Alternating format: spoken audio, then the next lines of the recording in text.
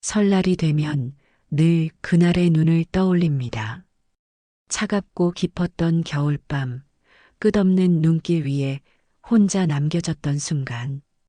그날 모든 것이 끝났다고 생각했습니다. 하지만 지금 나는 여기 서 있습니다. 그날의 눈이 나를 어디로 데려갔는지 이야기하려 합니다. 영상 시작 전 구독과 좋아요 부탁드립니다. 오른쪽 아래에 구독 버튼 눌러주세요. 안녕하세요. 저는 유지민입니다.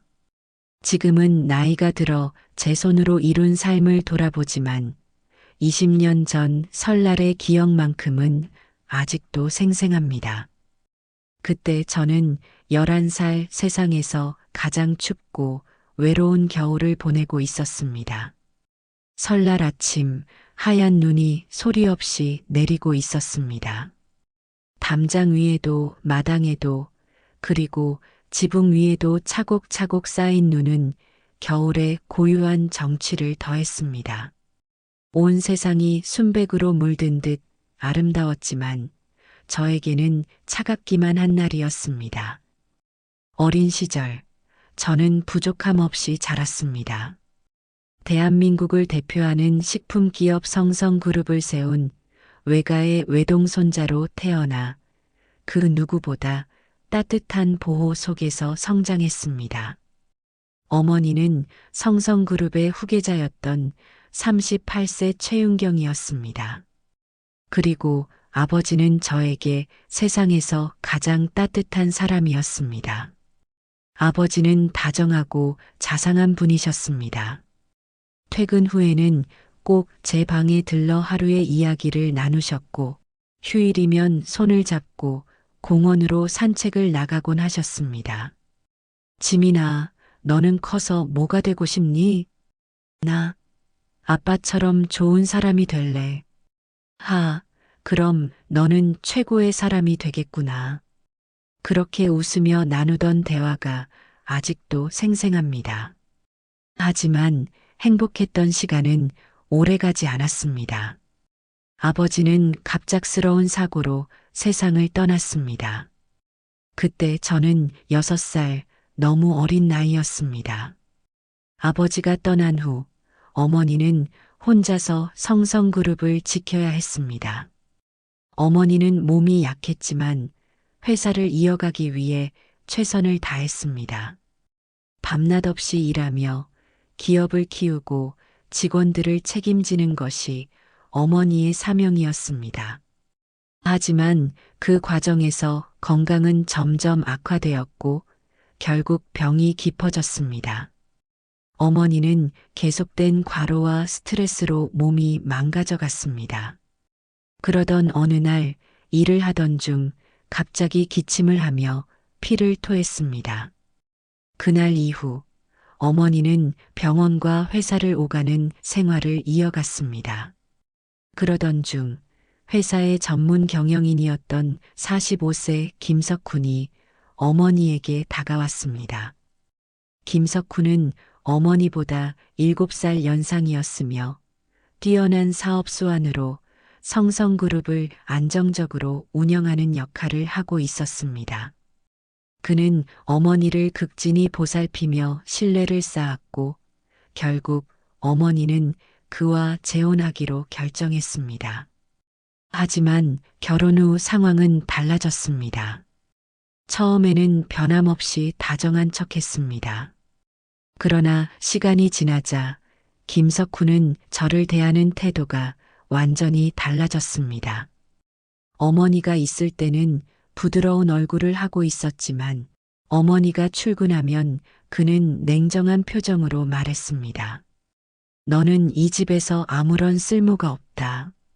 너 같은 애가 엄마를 더 힘들게 하고 있어.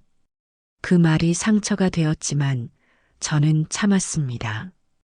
어머니가 힘들어하는 모습을 보면서 걱정을 끼치고 싶지 않았기 때문입니다. 그래서 아무 말도 하지 않았습니다. 하지만 김석훈의 태도는 점점 심해졌습니다. 식사가 준비된 자리에서 저만 빼놓고 밥을 먹기도 했습니다.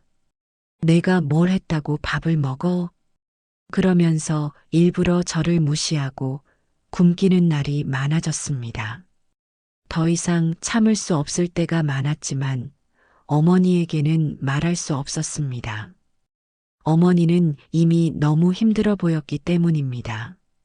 어머니는 결국 건강이 더욱 나빠졌고 요양원에 들어가 치료를 받기로 결정했습니다.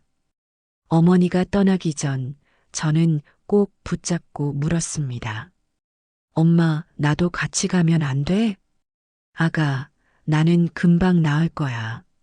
넌 여기서 잘 지내고 있어야 해. 어머니는 미소를 보였지만 그 미소가 왠지 슬퍼 보였습니다. 그게 어머니와 나누었던 마지막 대화가 될 줄은 몰랐습니다. 그렇게 시간이 흘러 설날이 다가왔습니다. 우리 가족은 매년 설이 되면 친척들과 함께 별장에서 명절을 보냈습니다. 하지만 올해 설날은 전과 달랐습니다. 어머니가 없는 자리에서 김석훈은 저를 본격적으로 내쫓을 계획을 세우고 있었습니다. 아침이 되자 별장 안은 따뜻한 분위기로 가득 찼습니다. 거실에는 설 음식이 가득 차려져 있었고 가족들은 웃으며 덕담을 나누고 있었습니다. 그러나 그 가운데 저는 외톨이였습니다. 너는 손 하나 까딱하지 않으면서 밥을 얻어먹으려고? 김석훈은 일부러 많은 사람들 앞에서 저를 망신 주었습니다. 저는 조용히 고개를 숙였지만 그가 시킨 대로 음식을 나르기로 했습니다. 그러나 그 순간 손에 들고 있던 접시가 바닥에 떨어졌습니다. 김치 국물이 바닥으로 튀고 접시는 산산조각이 났습니다. 순간 주변이 조용해졌습니다. 그리고 곧이어 김석훈의 차가운 목소리가 들려왔습니다. 이게 무슨 짓이야? 설날 아침부터 집안을 망쳐놓고 그는 저를 향해 한 걸음 다가왔습니다. 저는 얼어붙은 채 아무 말도 하지 못했습니다. 내가 이 집에 있을 이유가 뭐야? 내 엄마도 없고 넌 성성그룹의 후계자도 아니야. 그의 말이 칼처럼 가슴을 파고들었습니다. 저는 다급히 변명하려 했습니다. 죄송합니다. 다시 치울게요. 그러나 김석훈은 단호했습니다. 넌 이제부터 이 집에 있을 필요 없어. 당장 나가. 저는 순간 귀를 의심했습니다. 그러나 그의 표정은 진심이었습니다. 다른 친척들이 말리려 했지만 김석훈은 더욱 강한 목소리로 외쳤습니다. 이 아이는 이 집안 사람이 아니야. 더 이상 우리 가족이 아니야. 그 순간 집에서 내쫓긴다는 사실이 현실로 다가왔습니다. 김석훈은 직접 저를 현관까지 끌고 나가 문을 닫아버렸습니다. 바람이 불고 있었습니다. 차가운 눈이 소리 없이 내리고 있었습니다. 그리고 저는 얇은 옷차림으로 하얀 설원 한가운데에 홀로 서 있었습니다. 그날이 제 인생이 완전히 바뀐 날이었습니다. 설날 아침 차가운 바람이 세차게 불었습니다. 눈은 쉴 새 없이 내렸고 발이 푹푹 빠지는 산길은 갈수록 험난해졌습니다. 집에서 쫓겨난 후 몇 날 며칠을 걸었습니다. 똑바로 서 있는 것도 힘들 만큼 굶주린 몸은 한계에 다다랐고 밤이 되면 차가운 바람이 피부를 베듯 불어왔습니다. 처음에는 집으로 돌아가야겠다고 생각했습니다. 하지만 떠돌다 보니 점점 집에서 멀어지고 있었습니다. 어디로 가야 할지 알 수 없었습니다. 나는 이제 어디로 가야 하는 걸까? 눈 속을 걷다 보면 갑자기 정신이 아득해지곤 했습니다. 어지러움이 몰려왔고 걸음을 멈출 때마다 쓰러질 듯 비틀거렸습니다. 눈은 며칠째 계속 내렸고 산속으로 들어오면서는 사람의 흔적조차 찾을 수 없었습니다. 굶주림에 지친 몸은 더 이상 버티기 어려웠습니다. 더 이상 걸을 힘이 남아있지 않았습니다. 결국 저는 눈 덮인 땅 위에 그대로 쓰러졌습니다. 눈이 계속해서 제 위를 덮었습니다. 그리고 의식이 점점 희미해져 갔습니다. 이대로 죽는 걸까? 그 순간 저 멀리서 희미한 불빛이 보였습니다. 눈을 가늘게 뜨자 멀리서 희미한 빛이 보였습니다. 그 빛을 향해 가야 한다는 생각이 들었습니다. 하지만 다리는 이미 감각을 잃어버렸습니다. 그저 손을 뻗어 눈을 헤치며 앞으로 기어갔습니다. 그러나 결국 힘이 다해 쓰러지고 말았습니다. 몸이 차갑게 굳어갔습니다. 그리고 그 순간 어렴풋이 종소리가 들려왔습니다. 땡땡. 그 소리를 끝으로 의식이 완전히 사라졌습니다. 산속 작은 수도원의 신부님은 이틀째 내리는 폭설을 바라보며 창문을 닫고 계셨습니다. 이 눈이 언제쯤 그칠까? 그때 밖에서 희미한 인기척이 들렸습니다. 신부님은 창밖을 바라보았습니다. 눈밭 위에 작은 사람이 쓰러져 있었습니다. 이럴 수가. 신부님은 급히 수도원의 다른 수도자들과 함께 밖으로 뛰어나갔습니다. 쓰러진 아이의 몸은 이미 얼어붙어 있었습니다. 호흡도 약했고 맥박도 희미했습니다. 이 아이를 안으로 들여야 합니다. 신부님과 수도자들은 아이를 조심스레 수도원 안으로 옮겼습니다. 그리고 이곳에서 오랫동안 의술을 익힌 55세 요셉 수도자가 나섰습니다. 요셉 수도자는 수도원 내에서 환자들을 돌보며 치료를 해오던 분이었습니다. 그는 차분한 목소리로 말씀하셨습니다. 일단 체온을 올리는 것이 급선무입니다. 따뜻한 물을 준비해 주십시오. 수도원 사람들은 즉시 이불을 덮어주었고 난로를 최대한 가까이 가져왔습니다. 요셉 수도자는 아이의 상태를 살펴본 후 천천히 따뜻한 물을 입가에 대었습니다. 이 아이가 다시 깨어날 수 있도록 기도해야 합니다. 그렇게 수도원의 밤은 깊어갔습니다.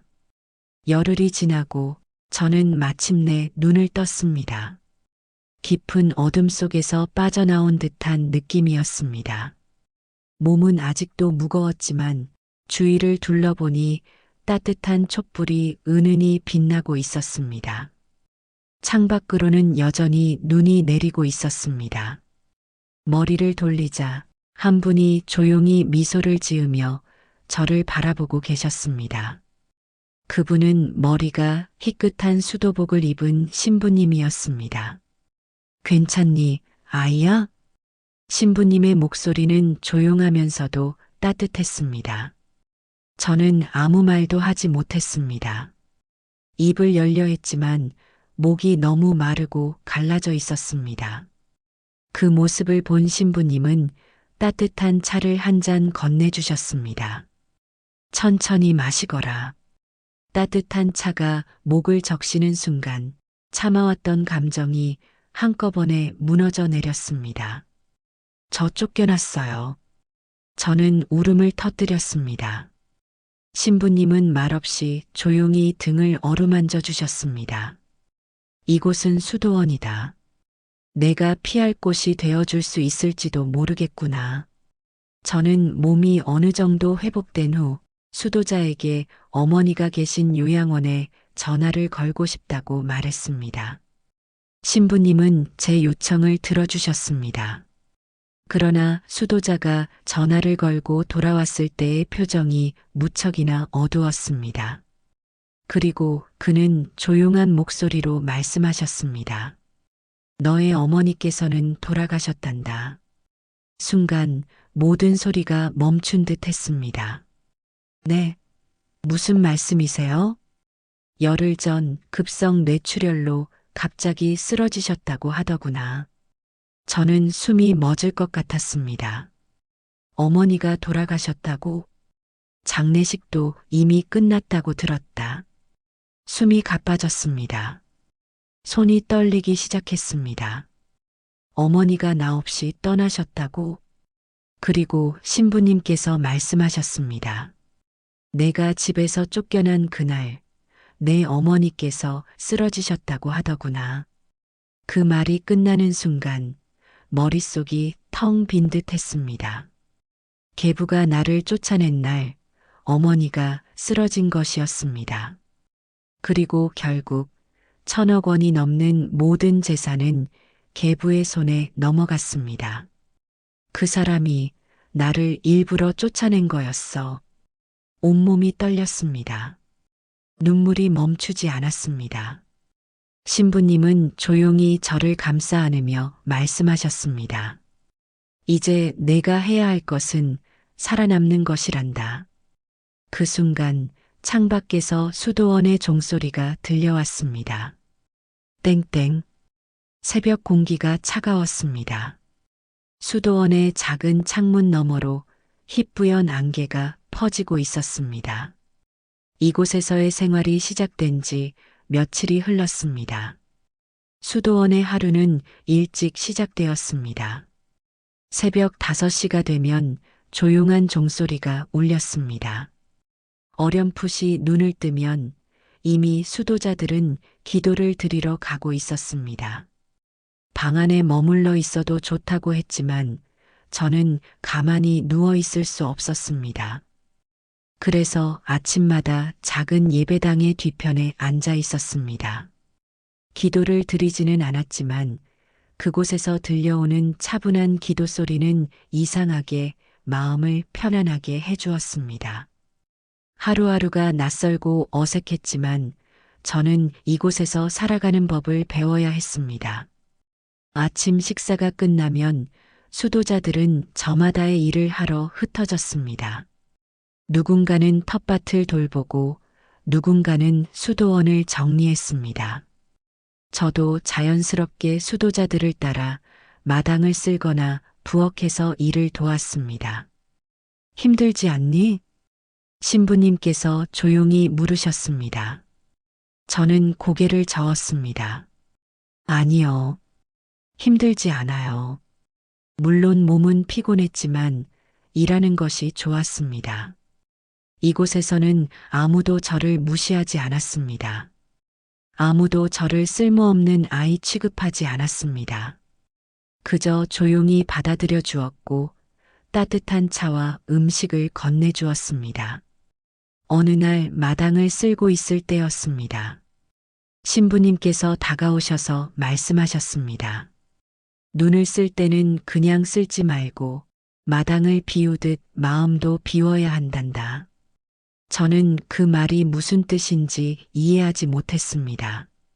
하지만 마당을 쓸면서 눈이 거치고 바닥이 드러나는 모습을 보니 묘한 기분이 들었습니다. 마음을 비운다는 건 어떤 의미일까?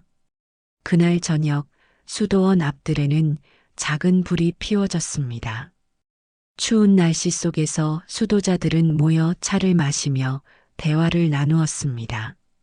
저도 신부님 곁에 앉아 있었습니다. 지민아, 세상에서 가장 강한 것이 무엇이라고 생각하느냐? 신부님께서 조용히 물으셨습니다. 저는 당황했습니다. 강한 것이라면 돈이 많거나 힘이 센 사람을 떠올렸습니다. 돈이나 힘이 아닐까요? 신부님께서는 조용히 고개를 저으셨습니다. 그리고 작은 나뭇가지를 불 속에 넣었습니다.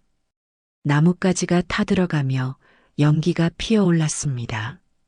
세상에서 가장 강한 것은 바로 변하지 않는 것이란다. 저는 신부님의 말을 곱씹었습니다. 불은 뜨거운 것이고, 물은 차가운 것이고, 바람은 흐르는 것이지. 그것들은 자기 본연의 성질을 잃지 않는단다. 사람도 마찬가지란다. 아무리 힘든 일이 있어도 자기 자신을 잃지 않는 사람이 가장 강한 사람이란다. 그 말씀을 듣고 저는 잠시 생각에 잠겼습니다. 어머니께서는 늘 다정하고 강한 분이셨습니다. 계부의 학대 속에서도 저는 어머니를 위해 참고 견뎠습니다. 그렇다면 저는 강한 사람인 걸까요? 그날 밤 저는 침대에 누워 오랫동안 신부님의 말을 떠올렸습니다. 그리고 결심했습니다. 나는 내가 누구인지 잊지 않을 것이다. 나는 반드시 강해질 것이다. 수도원의 문이 조용히 열렸습니다. 깊은 산속까지 찾아온 손님이 있었습니다. 차가운 겨울바람을 뚫고 수도원 안으로 들어온 사람은 검은 코트를 걸친 한 여성이었습니다. 눈발이 그녀의 어깨 위로 가볍게 내려앉았지만 그녀는 신경 쓰지 않은 듯 차분한 얼굴이었습니다. 오랜만입니다. 김현진 씨. 신부님께서 미소를 지으며 맞이하셨습니다. 그녀도 조용히 웃었습니다. 신부님, 정말 오랜만이네요. 36세 김현진이었습니다. 해외 부동산 투자업으로 성공한 사업가.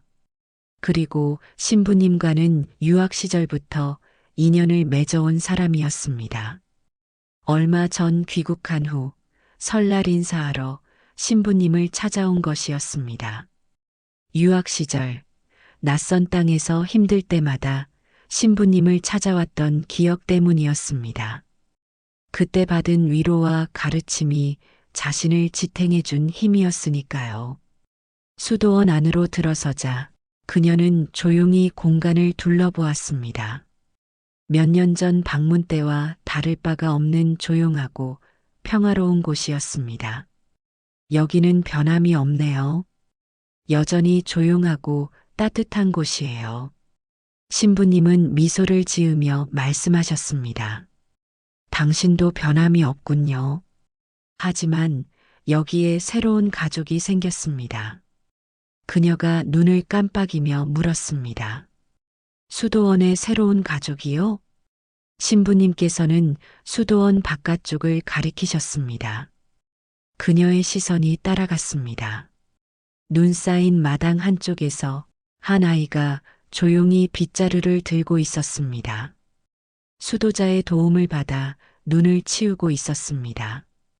김현진 씨는 의아한 듯 중얼거렸습니다. 아이인가요? 수도원에 아이가 있는 건 처음 보는 것 같아요. 신부님은 고개를 끄덕이셨습니다. 네, 얼마 전부터 이곳에서 지내고 있습니다. 그녀는 조용히 아이를 바라보았습니다. 그 아이의 이름은 무엇인가요? 신부님이 대답하려던 순간 멀리서 아이가 이쪽을 바라보았습니다. 신부님의 시선을 느낀 듯 아이도 다가왔습니다. 그녀는 자연스럽게 아이에게 시선을 맞추었습니다. 차가운 바람 속에서도 아이의 눈빛은 어딘가 깊고 맑았습니다. 아이와 눈을 마주친 순간 그녀의 가슴이 이상하게 뛰었습니다. 마치 오랜 기억 속 어딘가에서 본 듯한 얼굴이었습니다. 김현진 씨는 아이의 얼굴을 바라보며 다시 한번 가만히 살펴보았습니다. 처음에는 그저 평범한 아이라고 생각했습니다. 하지만 뭔가 이상했습니다. 어딘가 낯설지 않았습니다. 눈빛, 턱선, 인매. 익숙한 듯 하면서도 쉽게 떠올릴 수 없는 얼굴. 그녀는 조심스럽게 아이에게 다가갔습니다. 그리고 차분한 목소리로 물었습니다. 혹시 엄마 이름을 물어봐도 될까? 아이의 작은 어깨가 살짝 움츠러들었습니다. 하지만 곧 조용히 입을 열었습니다. 엄마 이름은 최윤경이에요. 그 순간 김현진 씨의 동공이 크게 흔들렸습니다. 뭐라고? 귀를 의심했습니다. 순간적으로 머릿속이 하얘졌습니다. 숨이 턱 막혔고 심장이 미친 듯이 뛰기 시작했습니다. 다시 한번 말해줄 수 있겠니? 아이도 조금 당황한 듯 고개를 갸우뚱했지만 또박또박 대답했습니다. 엄마는 최윤경이에요. 그 순간 김현진 씨는 손으로 입을 틀어막았습니다. 손끝이 떨렸습니다. 설마 이 아이가? 믿을 수 없다는 듯 아이를 다시 바라보았습니다. 눈빛이 똑같았습니다. 아이의 얼굴을 바라보며 묘한 감정이 차올랐습니다. 순간 심장이 멎을 듯한 충격이 몰려왔습니다. 숨이 턱 막혀왔고 손끝이 떨렸습니다. 이름을 듣는 순간 수십 년 전 대학 시절의 기억이 강한 파도처럼 밀려들었습니다. 학비를 마련하기 위해 온갖 아르바이트를 전전하며 하루 종일 일하고도 끼니조차 제대로 해결하지 못하던 시절이 있었습니다. 고아로 태어나 의지할 곳 하나 없이 살아왔습니다. 등록금을 겨우 마련하여 대학에 입학했지만 생활비는 턱없이 부족했고 배를 굽는 것이 일상이었습니다. 공강 시간마다 도서관으로 향하였습니다. 공부를 하기 위해서가 아니라 잠시라도 허기를 잊기 위해서였습니다. 그렇게 굶주린 채 하루하루를 버티던 어느 날 조용히 다가온 목소리가 있었습니다. 같이 밥 먹으러 가요. 깜짝 놀라 고개를 들었습니다. 환한 미소를 띠고 서 있던 사람은 같은 학과 선배였던 최윤경이었습니다. 괜찮습니다. 다음에 같이 가겠습니다. 배고픔을 애써 감추며 웃어 보였습니다.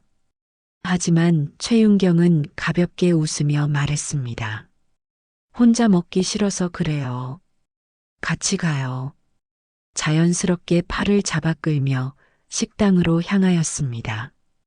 부끄러운 마음에 아무 말 없이 밥을 먹었지만 그날의 따뜻한 식사는 평생 잊을 수 없는 기억으로 남아 있었습니다. 그 이후로도 최윤경은 마주칠 때마다 말했습니다. 점심 먹었어요? 오늘도 바쁜가 봐요. 그래도 밥은 꼭 먹어야 해요. 언제나 별것 아닌 듯 자연스럽게 말을 걸어주었습니다. 한 번도 불쌍하다는 눈빛을 보내지 않았고 부담스럽지 않게 다가와 주었습니다. 그때는 몰랐습니다. 그 따뜻한 손길이 얼마나 깊은 배려였는지, 생활비를 감당하는 것이 점점 힘들어지던 어느 날 예상치 못한 소식이 전해졌습니다. 장학금이 지급되었어요. 너무나도 믿기지 않았습니다. 신청한 적도 없는 장학금이었습니다. 그것도 학업을 끝까지 마칠 수 있을 정도의 큰 금액이었습니다. 감사의 인사를 전하고 싶었습니다. 학교 측에 기부자를 문의하였지만 익명으로 기부한 장학금이라는 답변이 돌아왔습니다. 그렇게 시간이 지나고 졸업을 앞두고 우연히 장학금의 출처를 알게 되었습니다. 장학금 기부자는 최윤경이었습니다. 믿을 수 없었습니다.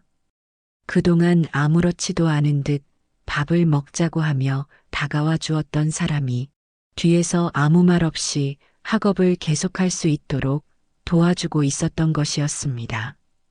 눈물이 터져 나왔습니다. 그토록 힘들고 외롭던 시절 가장 따뜻한 손길을 내밀어준 사람이었습니다. 감사의 인사를 전하기 위해 찾아갔을 때 최윤경은 변함없이 환한 미소를 지으며 말했습니다. 내가 잘 되면 나도 기뻐.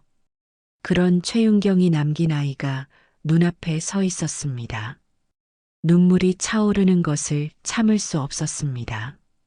이 아이는 세상을 떠난 최윤경이 남기고 간 가장 소중한 존재였습니다. 신부님을 바라보며 조용히 물었습니다. 이 아이가 어떻게 여기까지 오게 되었습니까? 신부님은 깊은 한숨을 내쉬며 조용히 말씀하셨습니다. 어머니께서 돌아가시고 갈 곳이 없었습니다. 그리고 결국 이곳까지 오게 되었습니다. 가슴이 무너지는 듯 했습니다. 최윤경이 세상을 떠나고 남겨진 이 아이가 하필이면 이곳에서 만나게 되었다는 사실이 믿어지지 않았습니다. 손끝이 덜덜 떨렸습니다. 눈물이 멈추지 않았습니다. 이게 하나님의 뜻인가요? 눈물이 쏟아졌습니다. 손으로 얼굴을 감싸쥔 채 참았던 울음을 터뜨렸습니다. 그렇게 오래전 기억이 되살아나며 그 따뜻한 미소를 다시는 볼 수 없다는 사실이 가슴을 후벼 팠습니다. 한참을 흐느끼다가 결국 아이를 바라보며 조용히 결심하였습니다. 이 아이를 제가 돌보겠습니다. 신부님은 조용히 손을 잡아주셨습니다. 이제 당신이 이 아이를 도와줄 차례입니다. 아이를 다시 바라보았습니다. 세월이 지나도 변치 않는 따뜻한 눈빛이 이 작은 존재 속에 그대로 살아 있었습니다. 하늘에서는 여전히 하얀 눈이 조용히 내리고 있었습니다. 눈이 녹고 수도원에도 따뜻한 바람이 불기 시작했습니다. 시간이 지나면서 수도원의 생활도 익숙해졌습니다. 매일 아침 종소리가 울리면 하루가 시작되었습니다. 새벽 기도 후에는 수도자들과 함께 노동을 했습니다. 눈을 쓸고 마당을 정리하고 텃밭을 가꾸며 하루를 보냈습니다. 몸은 피곤했지만 노동을 하면서 마음이 차분해졌습니다. 마치 쓸모없는 존재라고 느껴졌던 자신이 조금씩 단단해지고 있다는 느낌이 들었습니다. 신부님께서는 일을 할 때마다 한 가지씩 가르침을 주셨습니다. 땅을 갈 때는 흙 속에 무엇이 있는지 알아야 하듯이 사람도 스스로를 돌아보아야 한단다. 마당을 쓸 때마다, 텃밭을 가꿀 때마다 신부님의 말씀은 마음 깊이 새겨졌습니다. 어느 날 신부님께서 작은 책을 건네주셨습니다. 이제 배울 때가 되었구나. 처음에는 단순한 성경 구절부터 배우기 시작했습니다. 하지만 점점 더 깊이 있는 철학과 경영에 관한 이야기로 이어졌습니다. 돈은 그 자체로는 선도 악도 아니란다. 그것을 어떻게 사용하느냐가 중요한 것이지. 강한 사람은 복수를 선택할 수도 있지만 진정으로 강한 사람은 자신이 받은 상처를 새로운 힘으로 바꿀 줄 아는 사람이다. 신부님의 가르침을 들으면서 마음속에서 무언가가 흔들렸습니다.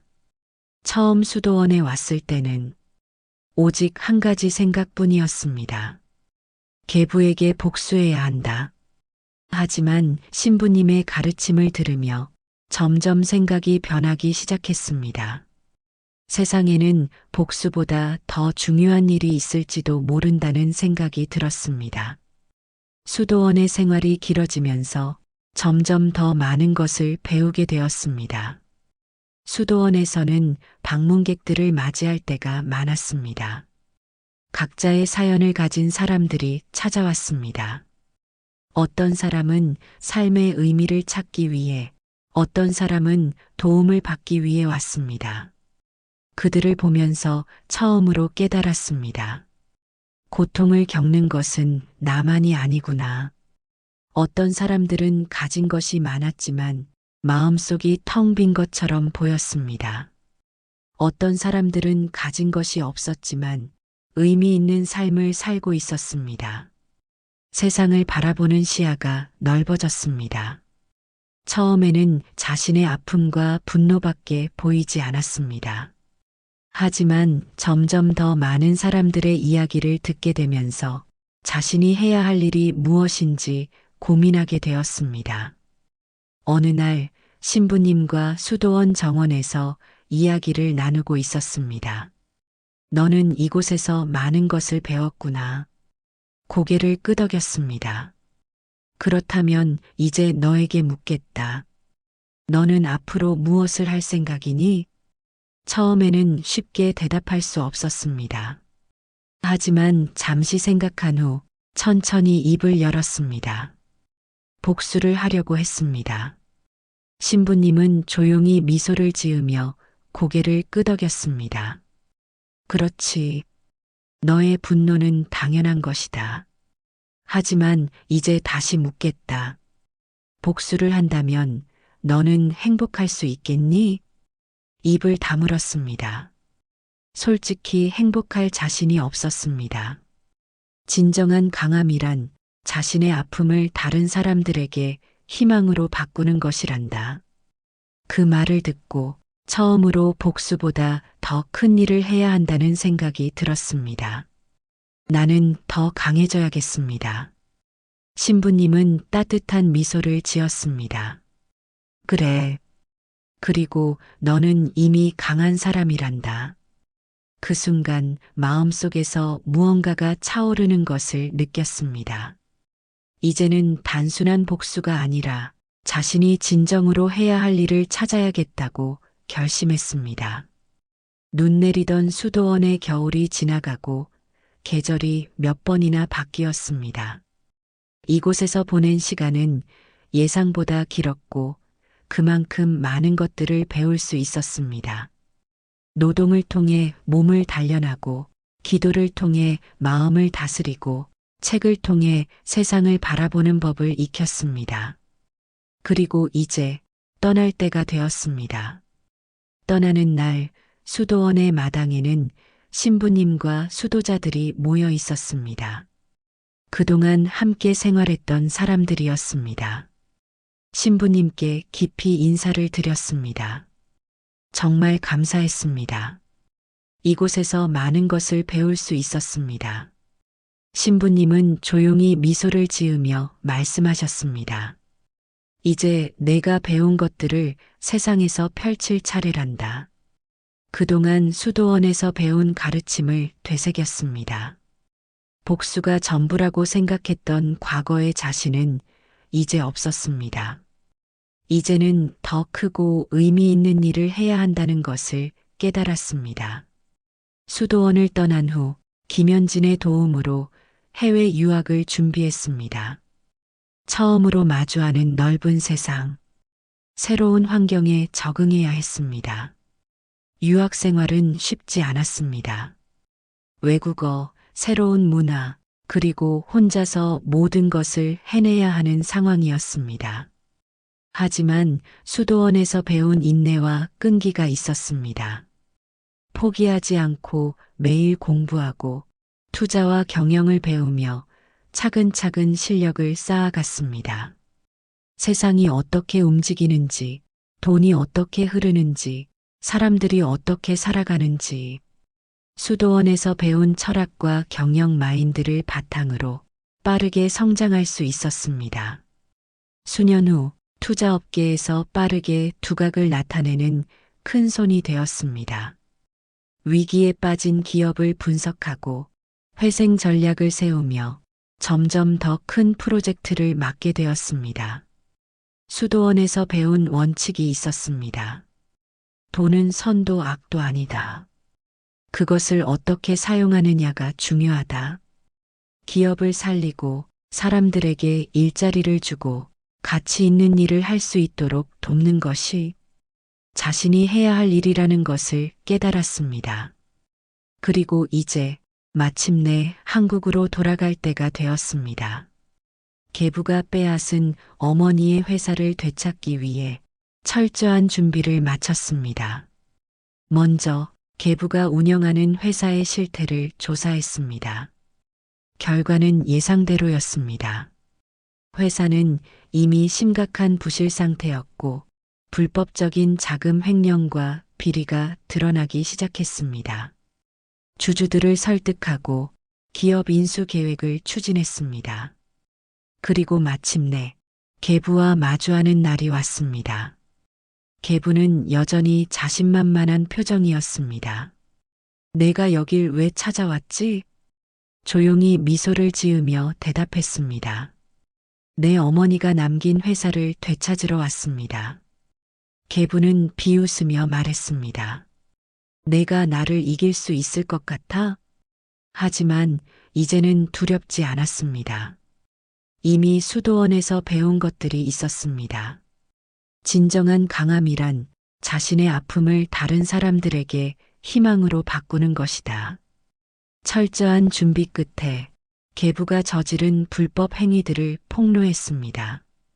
결국 계부는 법적 처벌을 받게 되었고 회사와 모든 재산을 다시 되찾을 수 있었습니다. 회사를 되찾은 후 새로운 경영 방침을 세웠습니다. 이 회사는 단순한 기업이 아닙니다. 사람들에게 희망을 주는 곳이 되어야 합니다. 더 이상 복수는 중요하지 않았습니다. 이제는 더 많은 사람들에게 기회를 주는 것이 목표가 되었습니다. 그리고 마침내 또다시 설날이 되었습니다. 겨울이 다시 찾아왔습니다. 차가운 바람이 불었고 하늘에서는 하얀 눈이 조용히 내리고 있었습니다. 설날, 한동안 잊고 지냈던 수도원의 종소리가 들려오는 것 같았습니다. 오랜만에 수도원을 다시 찾았습니다. 눈 덮인 길을 따라 걸으며 과거 이곳에서 보냈던 시간들을 떠올렸습니다. 노동을 하며 단련했던 몸과 마음, 신부님의 가르침, 복수보다 더 큰 일을 해야 한다는 깨달음. 그 모든 것들이 이곳에서 시작되었습니다. 수도원 문을 열고 들어섰을 때 신부님이 조용히 미소를 지으며 맞아주셨습니다. 오랜만이구나. 고개를 숙이며 깊이 인사했습니다. 신부님 잘 지내셨습니까? 신부님은 천천히 고개를 끄덕였습니다. 너도 참 많이 변했구나. 이제는 완전히 다른 사람이 되었구나. 예전의 자신과 지금의 자신을 비교해 보았습니다. 무력하고 분노에 사로잡혀 있던 과거의 모습은 이제 없었습니다. 이제는 누군가에게 희망이 될 수 있는 사람이 되었습니다. 신부님과 마당을 걸으며 그동안 있었던 일들을 이야기했습니다.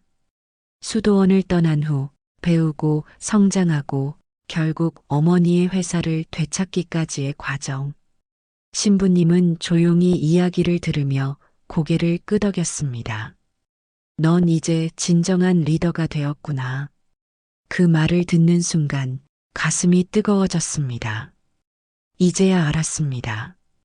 자신이 수도원에서 배운 것들이 단순한 가르침이 아니라 진짜 삶의 방향이 되었음을. 수도원의 작은 마당에 서서 하늘에서 내리는 눈을 바라보았습니다. 신부님, 저는 이제 다른 사람을 도울 것입니다. 신부님은 조용히 미소를 지었습니다. 그것이 바로 내가 해야 할 일이란다. 수도원에서 배운 교훈을 바탕으로 재단을 설립해 어려운 아이들을 돕기로 결심했습니다. 누군가에게 따뜻한 손길을 내미는 것이 자신이 받은 은혜를 돌려주는 길이라 생각했습니다. 수도원을 떠나기 전 눈 속을 걸으며 과거를 되새겼습니다. 이곳에서 처음 맞았던 설날, 추위와 배고픔 속에서 길을 잃었던 소년이 있었습니다. 그 소년은 이제 더 이상 길을 잃지 않았습니다. 이제는 다른 사람들에게 길을 보여줄 수 있는 사람이 되었습니다. 멀리서 수도원의 종소리가 울려 퍼졌습니다. 그 소리를 들으며 조용히 다짐했습니다. 나는 더 이상 버려진 아이가 아니다. 나는 희망을 짓는 사람이 되었다. 하늘에서는 여전히 하얀 눈이 조용히 내리고 있었습니다. 삶은 때때로 우리를 흔들고 눈보라 속에 홀로 남겨진 것처럼 느껴질 때가 있습니다. 하지만 기억해야 합니다. 겨울이 지나면 봄이 오듯 고통 속에서도 길은 열리고 희망은 눈처럼 조용히 쌓여갑니다. 설날의 따뜻한 마음과 희망이 여러분의 삶에도 가득하길 바랍니다. 명절 동안 건강 잘 챙기시고 사랑하는 이들과 따뜻한 시간 보내세요.